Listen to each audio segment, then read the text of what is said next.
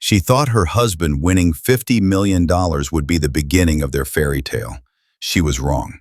Kevin Myers stood in the parking lot of Lexington Tower, his hands trembling as he clutched the lottery ticket that had just changed everything. His 6-year-old son, Tommy, bounced excitedly beside him, completely unaware of the magnitude of what had just happened. $50 million. After years of struggling, of working 2 jobs while his wife Arlene climbed the corporate ladder, after all the nights he'd put Tommy to bed alone because Arlene had another late meeting, finally, something good. "Daddy, can we see Mommy now?" Tommy tugged at his jacket. Kevin smiled, his heart racing with anticipation.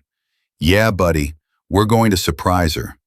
But before we continue with this beautiful story, please kindly subscribe to this channel and comment where you are watching from. And also share below what life or relationship challenge you are facing right now, or what someone you know is going through. Don't forget to like this video as well. All these mean a lot to us. Kevin had imagined this moment 1,000 times. He'd pictured Arlene's face lighting up, her jumping into his arms the way she used to when they first married.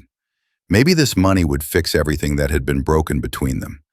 Maybe she'd finally look at him the way she had before her promotion, before the distance, before the coldness that had crept into their marriage like frost on a window. He pushed through the revolving doors of the sleek office building, Tommy's hand warm in his. The lobby was all marble and glass, the kind of place that always made Kevin feel small. Arlene worked on the 12th floor as a senior marketing director. He'd only been here a handful of times. She never invited him to company events anymore. "Can I help you?" The security guard looked up from his desk. "I'm here to see Arlene Myers. I'm her husband." The guard's expression flickered with something Kevin couldn't quite read. Pity, maybe. "She's in a meeting right now. You might want to." "It's important, really important." Kevin's grip tightened on the lottery ticket in his pocket. The guard hesitated, then nodded. 12th floor. Her office is at the end of the hall. The elevator ride felt endless. Tommy chattered about what he wanted to buy with Daddy's lucky ticket, listing toys and video games with the innocent enthusiasm of childhood. Kevin barely heard him. His mind was racing ahead, planning the words. "Arlene, we did it. We're free. You can quit this job. We can be a family again." The elevator dinged. The 12th floor was quiet, most of the offices dark. It was nearly 7 p.m. Of course, Arlene was still here. She was always still here. "Mommy's office is the big one, right, Daddy?" Tommy whispered, as if they were on a secret mission. "That's right, buddy." Kevin's heart pounded as they walked down the plush carpeted hallway. He could see light spilling from under Arlene's office door at the end. He quickened his pace, a smile spreading across his face despite his nervousness. Then he heard it. Laughter. Arlene's laughter. The kind he hadn't heard in years. Light and genuine and filled with joy. And then a man's voice. Deep, intimate. Kevin froze, his hand instinctively covering Tommy's ears even though they were still too far away for the boy to hear clearly. "You're terrible," Arlene said, her voice muffled through the door but unmistakable. That playful tone she used to use with him, back when they were young and everything was an adventure. "You love it," the man replied. Kevin's feet moved on their own, carrying him closer. His free hand was still clutching the lottery ticket, now crumpled in his sweating palm. "We should be more careful," Arlene said, but there was no real concern in her voice. "Kevin won't," the man interrupted. "He never does. You said yourself he's too busy playing house husband to notice anything." The air left Kevin's lungs. Tommy looked up at him, confused by the sudden stop. "Daddy?" "Shh," Kevin managed, his voice barely working. "I know, but—" Arlene's voice again. "God, why do I even feel guilty? He's so content, so small. You know, he asked me last week if I thought we should have another baby. Can you imagine?" The man laughed. "What did you tell him?" "What could I tell him? I said maybe someday. But honestly, Derek, I can barely stand the thought of—" If you're enjoying this story so far, pause and comment, "I am enjoying the story," below. Kevin pressed his back against the wall, his legs threatening to give out. Derek Morrison, Arlene's boss. The man she'd mentioned casually over the past 2 years, always professionally, always in the context of work. The man whose wife had just left him 6 months ago. Arlene, Derek's voice dropped lower. You know how I feel about you. How long are you going to keep pretending with him? Silence. The kind of silence that screamed louder than words. I don't know, Arlene finally whispered. It's complicated. There's Tommy, and Kevin has been such a good father and you're miserable, Derek finished. I can see it. Every time you mention going home, you look like you're preparing for a prison sentence. That's not fair, but it's true. More silence. Then a sound that made Kevin's stomach turn. The rustle of movement, the creak of leather, the unmistakable intimacy of closeness. We should stop, Arlene said, but her voice was breathless. Should we? Kevin's hand finally found the door handle. He didn't think, couldn't think. The lottery ticket fell from his other hand, fluttering to the floor like a broken promise. He opened the door. The scene before him wasn't as dramatic as it could have been. They weren't kissing, weren't embracing. But somehow that made it worse. Arlene was perched on the edge of her desk, Derek's standing close enough that their knees touched. Her hand was on his chest. His hand covered hers. They looked at each other the way Kevin and Arlene used to look at each other. They looked at each other the way married people should look at each other. Arlene's face went white. Kevin. Derek stepped back smoothly, professionally, as if he'd rehearsed this moment. Mr. Myers, I didn't realize. Mommy! Tommy squeezed past Kevin's legs, oblivious to the tension crackling through the room like electricity. Daddy has a surprise for you. Arlene's eyes met Kevin's, and for a brief, infinite moment he saw everything. Guilt, yes, but also relief. Relief at being caught. Relief that the pretending was over. Tommy, go wait by the elevator, Kevin said quietly. But Daddy, now. Something in his voice made Tommy obey without argument. The little boy's footsteps faded down the hallway, leaving a silence so thick Kevin could taste it. How long? Kevin asked. His voice sounded strange to his own ears, calm, detached, like he was asking about the weather. Arlene stood up, smoothing her skirt with shaking hands. Kevin, it's not what. Don't. He held up a hand. Don't insult me more than you already have. I heard everything. How long? Arlene's composure cracked. Tears spilled down her cheeks, but they didn't move him the way they once would have. 8 months, she whispered. 8 months, while he'd been home, cooking dinners she never showed up for. While he'd been putting Tommy to bed and telling him Mommy was just working hard for their family. While he'd been believing her lies about late meetings and business trips. Are you going to say anything? Derek's voice held an edge of impatience that made Kevin's hands curl into fists. Derek, don't, Arlene warned. No, he should say something, Derek continued, his professional mask slipping. If he has something to say about our relationship. Your relationship? Kevin laughed, and the sound was so bitter it surprised him. You're sleeping with a married woman, a mother. That's not a relationship, that's… Kevin, please, Arlene interrupted, her voice breaking. Can we talk about this at home? Away from him? Kevin looked at Derek, really looked at him. Expensive suit, perfect hair, the kind of confidence that came from never having to struggle. The kind of man Arlene had always deserved, probably. The kind of man Kevin had never been. No, I think he should hear this too. He reached into his pocket, fingers closing around the crumpled lottery ticket. He pulled it out slowly, deliberately, and held it up. I came here tonight to tell you we won, he said, his voice steady despite the way his hands trembled. $50 million. I came here to tell you that finally, all our struggles were over, that you could quit this job, that we could be a family again. He paused, letting the words sink in. I came here to save our marriage. Arlene's face transformed, shock, calculation, regret, hope, all flickering across her features in rapid succession. Derek's expression hardened, his eyes fixed on the ticket. Kevin, Arlene breathed, taking a step toward him. Oh my God, Kevin. Don't. He stepped back, keeping the distance between them. I heard what you said about me. Small, content, playing house husband. Is that really what you think? After everything I sacrificed so you could chase your career? I didn't mean it like that, Arlene said quickly, desperately. I was just frustrated. You were honest, Kevin interrupted. Maybe for the first time in months. And you know what? I should thank you for that. He looked down at the lottery ticket in his hand.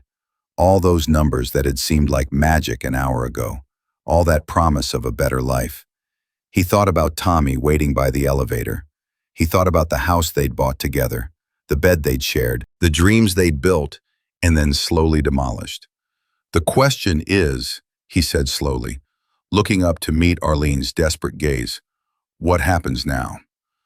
Arlene moved toward him, her hand reaching out. Kevin, please. I made a mistake, a terrible mistake, but we can fix this. With the money, we can start over, Can we? He glanced at Derek, who stood silently now, his expression unreadable. Or will you just find another late meeting to attend, another business trip to take? That's not fair, Arlene whispered. Fair? Kevin felt something break open inside him. Not rage, but something colder and more final. You want to talk about fair? I'll tell you what's not fair, Arlene. What's not fair is Tommy asking me every night why Mommy doesn't love us anymore. What's not fair is me defending you to my own son when you can't even bother to show up for his birthday dinner. What's not fair is... His voice cracked. He stopped, swallowed hard, forced himself to continue. What's not fair is that I still love you, he finished quietly. Even after hearing you laugh with him. Even after knowing what you think of me. Even now. Arlene was crying openly now, mascara streaming down her face. Then we can fix this. Kevin, please. I love you too. I got lost. But we can find our way back. With the money. The money. Kevin looked at the ticket again. Yeah, the money changes everything, doesn't it? Derek finally spoke, his voice carefully neutral. Arlene, maybe we should. Shut up, Arlene and Kevin said simultaneously. In any other moment it might have been funny, but there was nothing funny about the way Arlene was looking at Kevin now. Desperate, pleading, and underneath it all, calculating. He could see her mind working, weighing her options, trying to figure out how to salvage this, trying to figure out how to keep the money. I need time, Kevin said finally. I need to think. Okay, Arlene agreed quickly. Yes, time. Take all the time you need. I'll come home tonight and we can... No, Kevin shook his head. You'll stay somewhere else tonight. Maybe here. Maybe with him. I don't care. But Tommy and I are going home alone. You can't keep me from my son, Arlene said, a flash of her old authority returning. I'm not keeping you from him.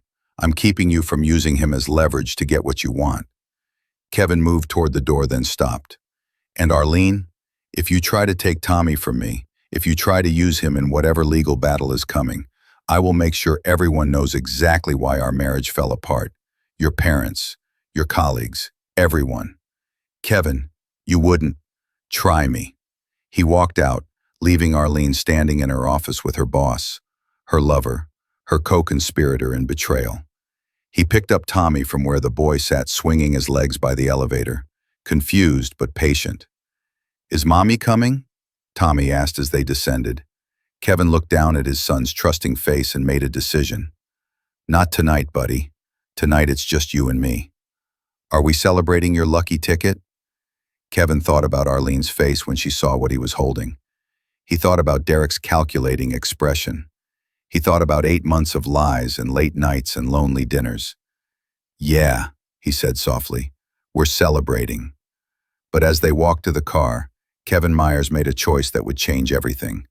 He pulled out his phone and texted his brother James, the family lawyer, the one who'd never liked Arlene, the one who'd warned him years ago that she was too ambitious to ever be satisfied with a simple life. The message was simple. I need you. Now. And bring paperwork. Behind them, 12 floors up, Arlene Myers stood at her window and watched her husband drive away with their son. And in her mind, she was already calculating. $50 million. Community property. California law. She could still fix this.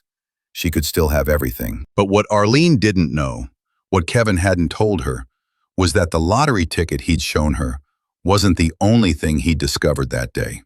Because when Kevin had gone to claim his winnings, the lottery official had asked him a routine question. Just to confirm, is your current address still 447 Maple Drive? And Kevin, who hadn't changed their address in the 5 years they'd lived at 1823 Oak Street, had realized something. Someone had been checking their lottery numbers. Someone had filed a change of address form in his name. Someone had been planning to claim any winnings before he ever knew they existed. The official had shown him the paperwork, filed 3 weeks ago. The signature was forged, but close. The handwriting unmistakable. Arlene's handwriting. And in that moment, standing in the lottery office with proof that his wife had been planning to steal from him before he'd even won, Kevin had made a choice. He'd played along. He'd rushed to her office with their son. He'd wanted to see her face, hear her truth, understand the depth of her betrayal. Now he knew. And now, driving away from Lexington Tower with his son singing in the back seat, Kevin Myers smiled for the first time in months. Because Arlene thought she was calculating her next move. But Kevin was 3 moves ahead. And tomorrow morning, when Arlene woke up and checked their joint account, she would discover that Kevin had already transferred every penny to a new account in his name only, an account he'd opened 3 months ago when he'd first started suspecting her affair. The lottery money would never touch their joint assets. His lawyer would make sure of that. Arlene had taught him well, after all. She'd taught him that in the modern world, you had to protect yourself. You had to play the game.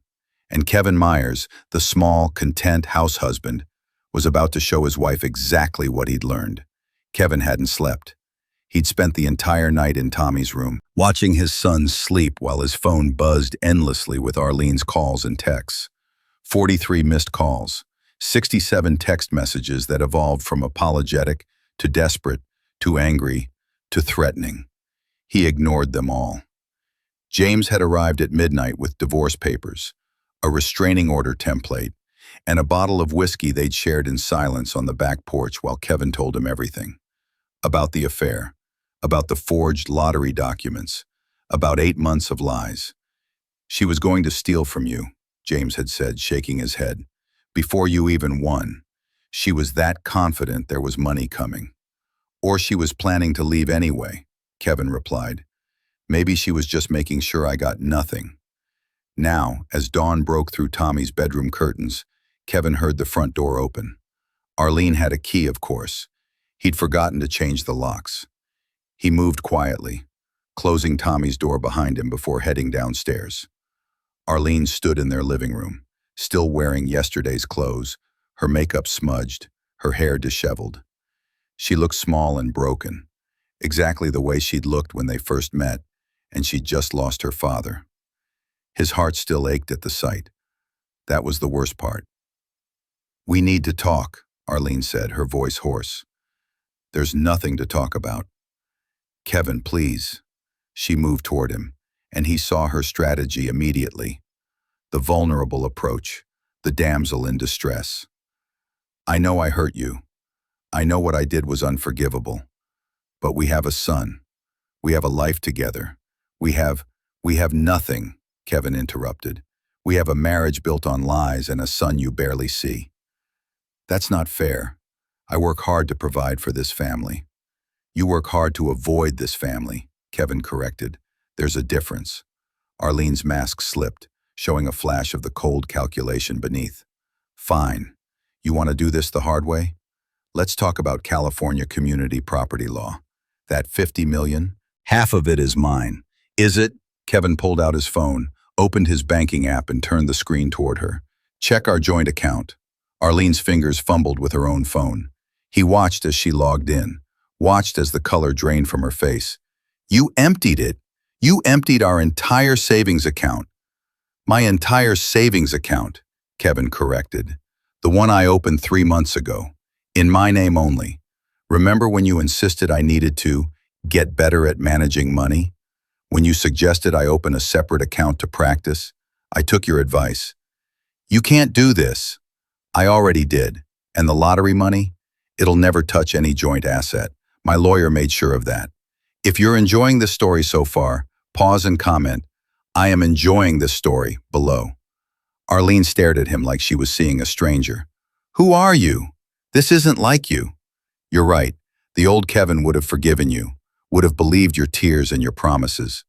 But that Kevin died yesterday when he heard his wife laugh with another man and call him small. I didn't mean—" "Stop." Kevin held up his hand. "I'm tired of your explanations. I'm tired of your excuses. I'm tired of you." Arlene's eyes narrowed. "You think you're so smart? You think you've won? I have the best lawyers in the city. Derek already offered to pay for them." "Did he?" Kevin smiled, and it wasn't a kind smile. "That's interesting. Does his wife know about his generous offer?" "His ex-wife," Arlene corrected.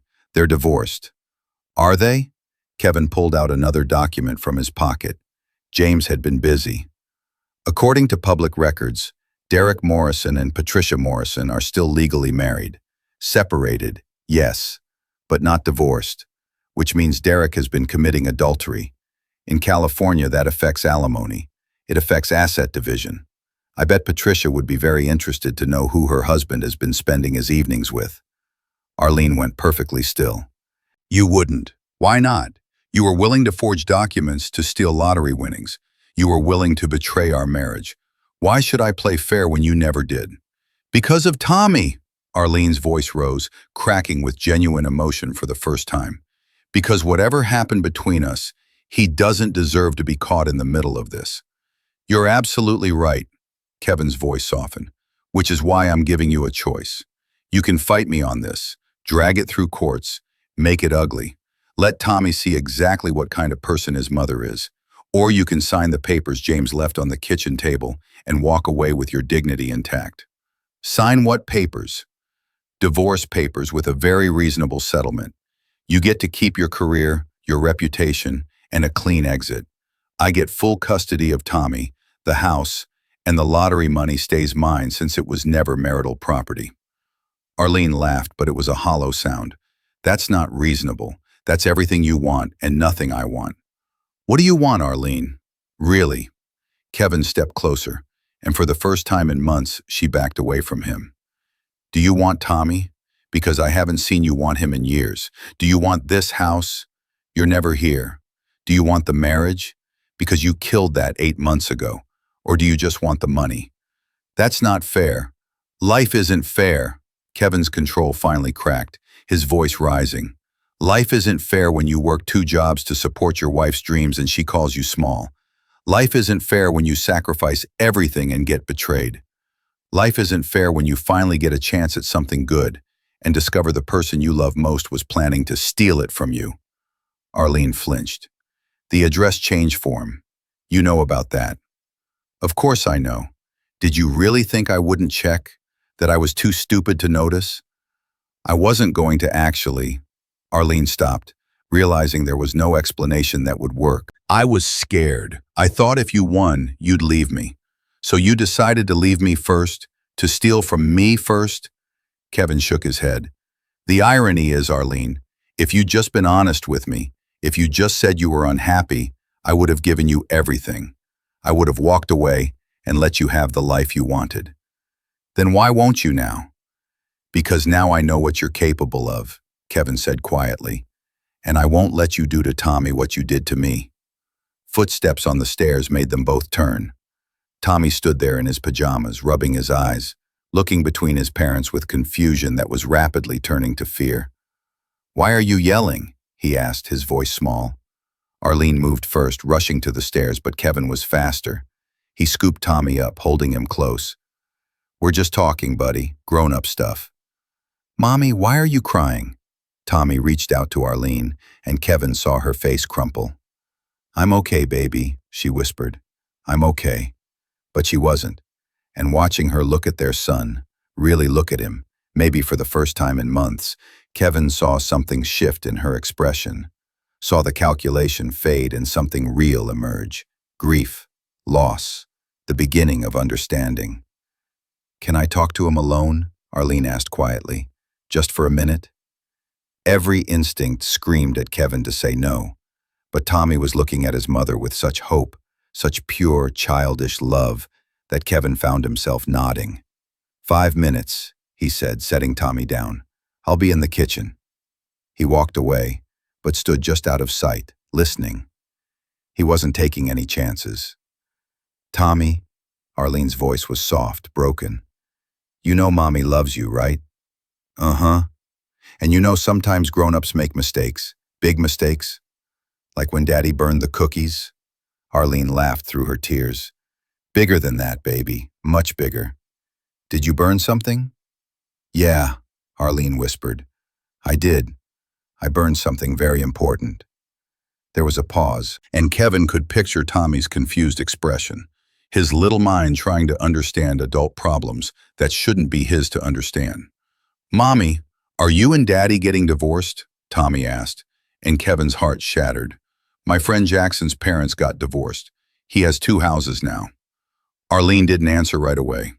Kevin heard her crying, heard Tommy's little voice saying, Don't cry, Mommy, it's okay. But it wasn't okay. Nothing was okay. Finally, Arlene spoke. Tommy, I need you to know something.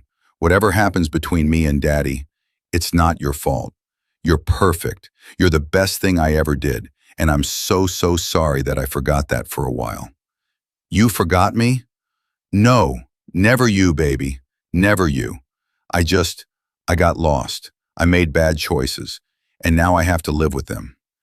Kevin heard footsteps, heard Arlene coming toward the kitchen. He straightened, preparing for another fight, but when she appeared, she looked different. Defeated, maybe, or just finally honest. I'll sign the papers, she said quietly. Kevin blinked, stunned. What? I'll sign them. You're right. About everything. I don't deserve Tommy. I don't deserve you. I don't deserve anything except the consequences of my choices. Arlene. But I have conditions, she continued, her voice stronger now. I get visitation, regular visitation, because maybe I've been a terrible wife and a neglectful mother, but I want to be better. I want a chance to be better. That's fair. And you don't tell Tommy about Derek, not now. Maybe when he's older, when he can understand, but not now. Let him think we just grew apart. Kevin considered this. Okay. And Kevin? Arlene met his eyes, and for a moment he saw the woman he'd fallen in love with 10 years ago. I really am sorry. For all of it. You deserve so much better than what I gave you. Yeah, Kevin said softly. I did. Arlene nodded, wiped her eyes, and walked to the kitchen table where the papers waited. She read through them slowly, thoroughly, the lawyer in her checking every clause even now. Then she signed, her pen scratching across the pages with a finality that made Kevin's chest tight. There, she said, pushing the papers across the table. It's done. But before Kevin could respond, his phone rang. Unknown number. He almost didn't answer, but something made him pick up. Mr. Myers, this is Patricia Morrison, Derek's wife. Kevin's eyes flew to Arlene's, saw her go pale. Yes, Mrs. Morrison. I think we need to talk. About our spouses, about what they've been doing, and about how we can make sure they pay for it. Kevin looked at Arlene, at the fear in her eyes, at the realization dawning that this wasn't over, that signing divorce papers wasn't going to make her problems disappear. I think that's an excellent idea, Kevin said slowly. When would you like to meet? Today, as soon as possible. I have information I think you'll find very interesting. About offshore accounts, about company funds, about things that are much worse than just an affair. Arlene stood up, shaking her head, mouthing no desperately, but Kevin held her gaze. I'll be there in an hour, he said. He hung up. The silence in the kitchen was deafening. Kevin, please, Arlene whispered. Whatever she told you, whatever she thinks she knows. What did you do, Arlene? What else did you do? I can explain. What did you do? Arlene sank into a chair, her hands covering her face. Derek and we've been planning to start our own company, using contacts from our current jobs, using confidential information, client lists, Marketing strategies. We were going to, you were going to steal from your own company? Kevin felt the room spin. Arlene, that's corporate espionage. That's illegal. I know. She looked up at him, tears streaming down her face. I know what it is, but I was going to leave anyway, and I thought I deserved something for all the years I gave them. And Derek said it was standard practice, that everyone does it. Derek lied to you, Kevin said flatly, just like you lied to me, and now you're both going to face the consequences. If this comes out, I'll lose everything. My career, my reputation, I could go to jail. Then you should have thought of that before you decided to betray everyone who ever trusted you. Kevin picked up the signed divorce papers and walked toward the door. Arlene followed him, grabbing his arm. Kevin, please, I'm begging you. Don't do this. I'll do anything. Anything you want. I'll give up all rights to Tommy. I'll give you every penny I have. Just please, don't help her destroy me. Kevin looked down at her hand on his arm, then up at her face. The face he'd loved for a decade. The face that had smiled at him on their wedding day. The face that had looked at him with disgust just yesterday. Let go of me, Arlene. Kevin, let go. She did, and Kevin walked out of his house. His house now, not theirs. Leaving his almost ex-wife crying in the kitchen and his son watching cartoons in the living room, blissfully unaware that his entire world had just changed forever. An hour later, Kevin sat in a coffee shop across from Patricia Morrison. She was elegant, composed, and absolutely furious. Thank you for meeting me, she said, sliding a folder across the table. I've been gathering evidence for months, ever since I suspected Derek was having an affair. I just didn't know who it was until yesterday when my private investigator finally got photos. Kevin opened the folder. Photos of Arlene and Derek. Not just at the office, at hotels, at restaurants, at Derek's apartment. Timestamps going back 10 months, not 8. She'd lied about when it started. Of course she had. There's more, Patricia continued.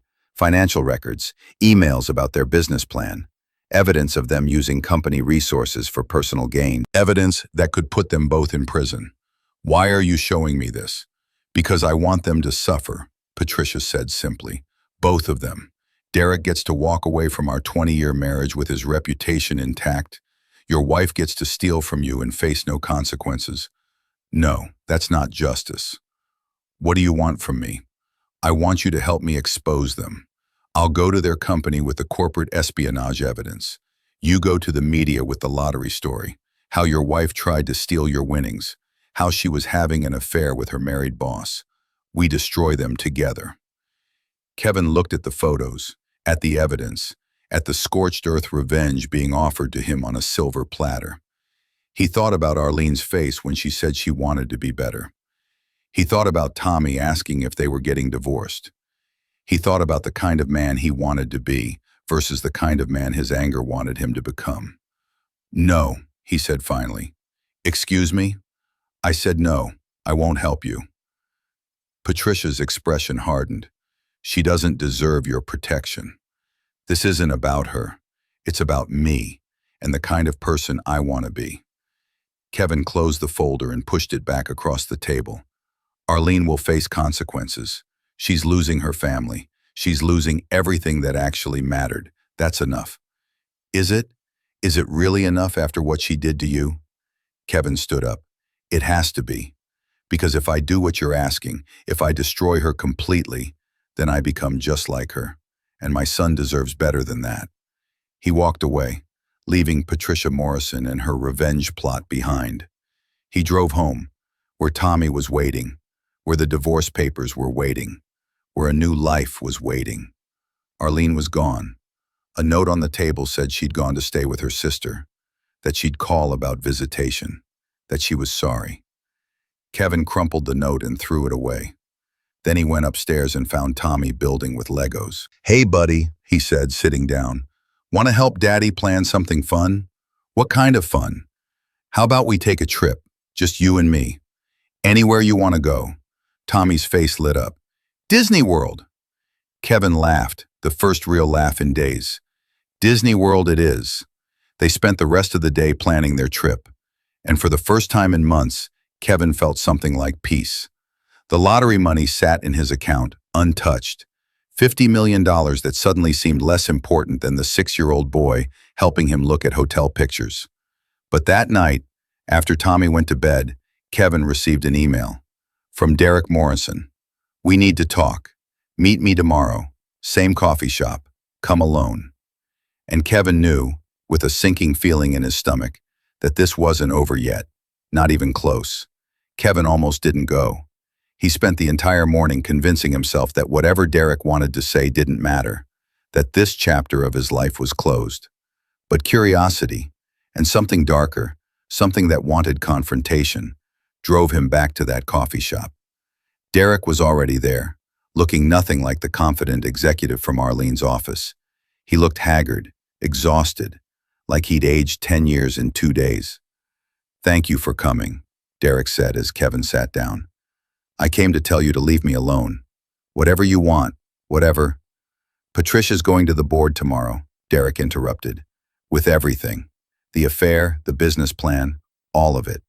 By Friday, Arlene and I will both be fired and possibly facing criminal charges." Kevin said nothing. "I'm not here to ask for mercy," Derek continued. "I know what we did.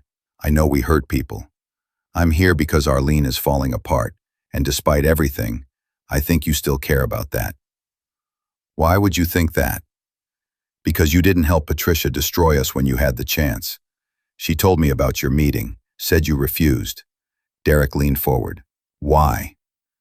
"Because I'm not you," Kevin said simply. "I don't destroy people for revenge.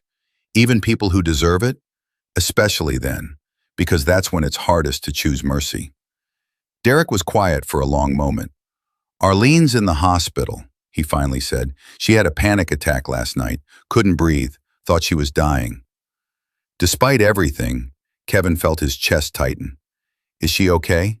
"Physically, yes. Emotionally?" Derek shook his head. "She keeps talking about Tommy, about how she ruined everything, about how you were right. She doesn't deserve either of you."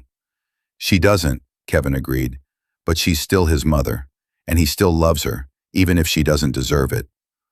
"What if there was a way to fix this?" Derek asked. "Not the marriage, I know that's over. But what if Arlene could actually become the mother Tommy deserves? What if she could get real help, real therapy, real consequences that led to real change?"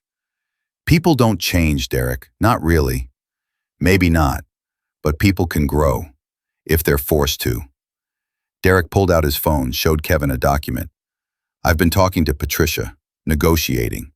If Arlene and I turn over everything willingly, the business plans, the client information, everything, and if we both resign and agree to therapy and community service, Patricia will agree not to press criminal charges." "Why would she do that?" "Because I'm giving her everything in the divorce. The house, the cars, the savings, everything. She gets her revenge, just not the way she originally wanted." Derek's expression was bitter. "And I convinced her that destroying Arlene completely would hurt Tommy more than it would hurt Arlene." Kevin stared at him. "You're doing this for Tommy?" "I'm doing it because Arlene made me realize I've become someone I don't recognize. Someone who destroys marriages and families. Someone whose own kids won't talk to him anymore." Derek's voice cracked. "My daughter called me yesterday. First time in 6 months. You know what she said? She said she was ashamed to have me as a father, that she'd rather have no father than one who cheats on her mother." For the first time, Kevin felt something almost like sympathy for the man across from him. Almost. "What do you want from me?" Kevin asked. "I want you to convince Arlene to take the deal. She won't listen to me, won't listen to Patricia, but she might listen to you." "Why would I do that?" "Because the alternative is she goes to prison, and then Tommy really does lose his mother forever. If you're enjoying this story so far, pause and comment, 'I am enjoying this story,' below." Kevin drove to the hospital. Arlene was in a private room, hooked up to monitors, looking small and broken in the white hospital bed. She didn't look like the powerful executive who'd betrayed him. She looked like someone who'd lost everything and finally understood what that meant. "Kevin," she whispered when she saw him, "I didn't think you'd come." Derek told me about Patricia's deal. I'm not taking it. Why not? Because it's not enough, Arlene said bitterly. I deserve worse. I deserve everything that's coming.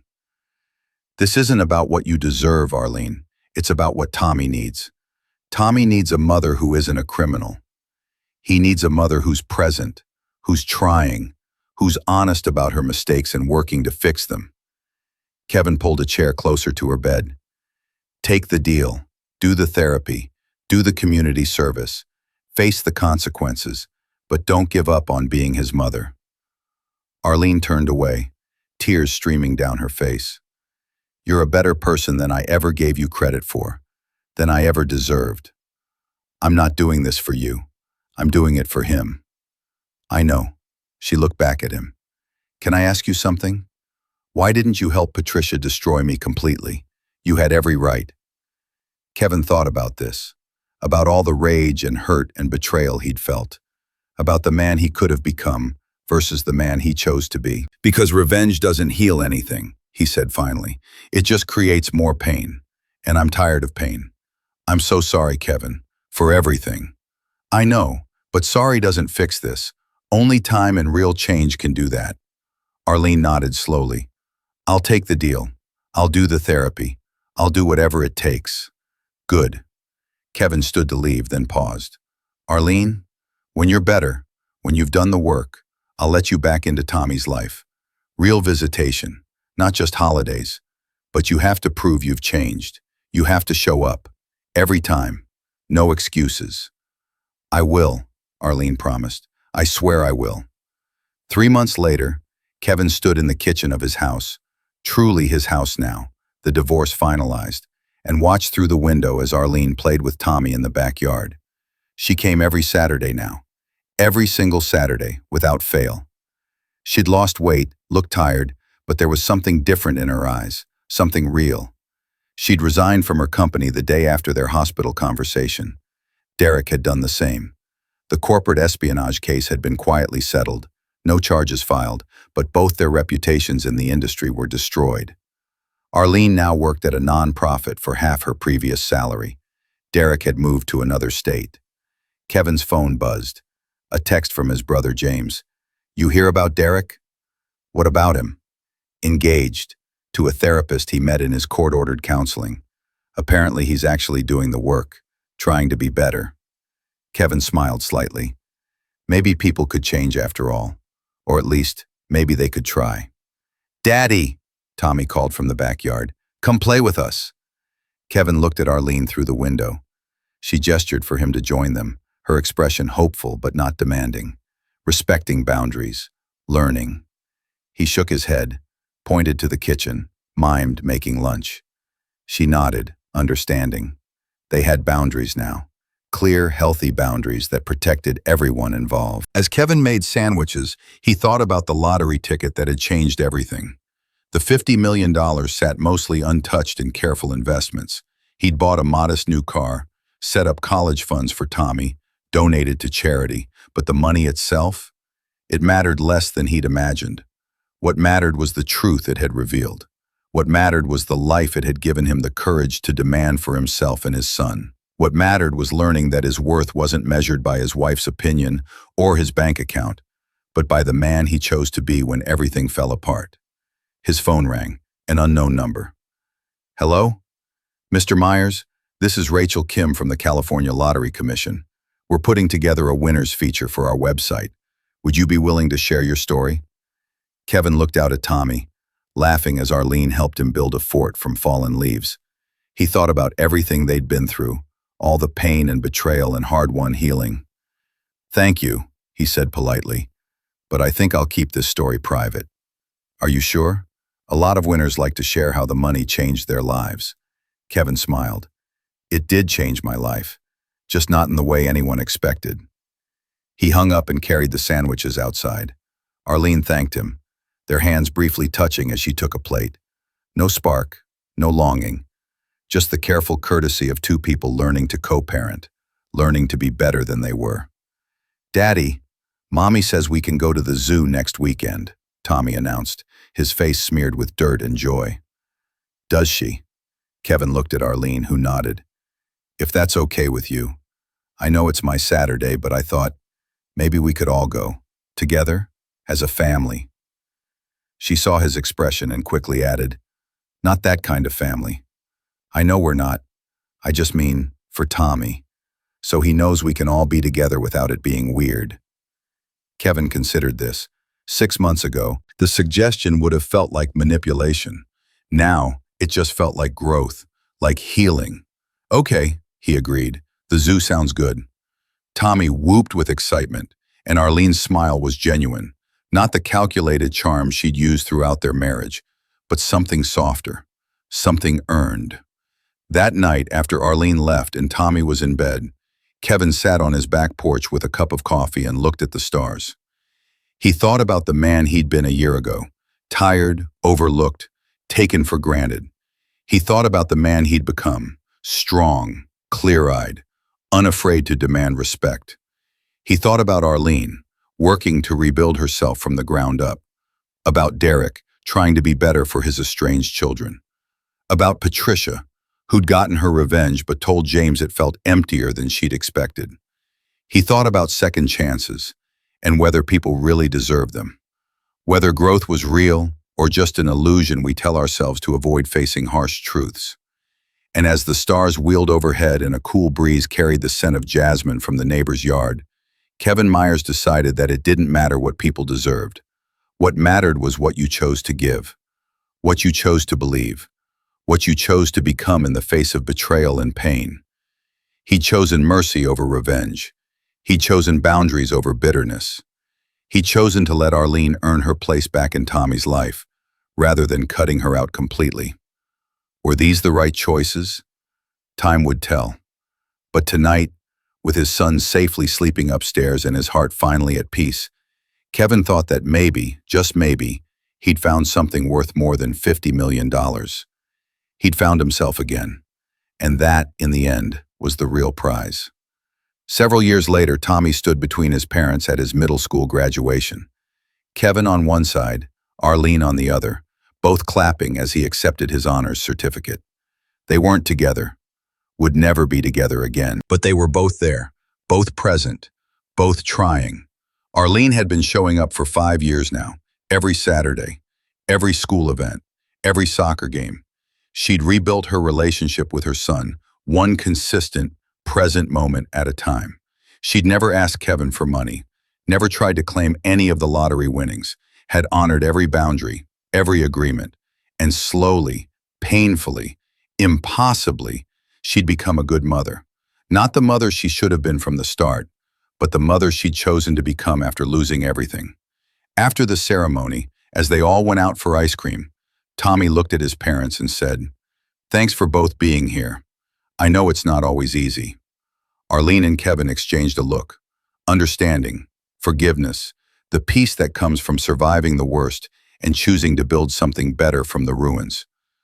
"We'll always be here for you," Arlene said. "Both of us," Kevin agreed. "Always." And watching his son's relieved, happy smile, Kevin knew that every hard choice had been worth it. Every moment of choosing healing over revenge, growth over destruction, hope over bitterness.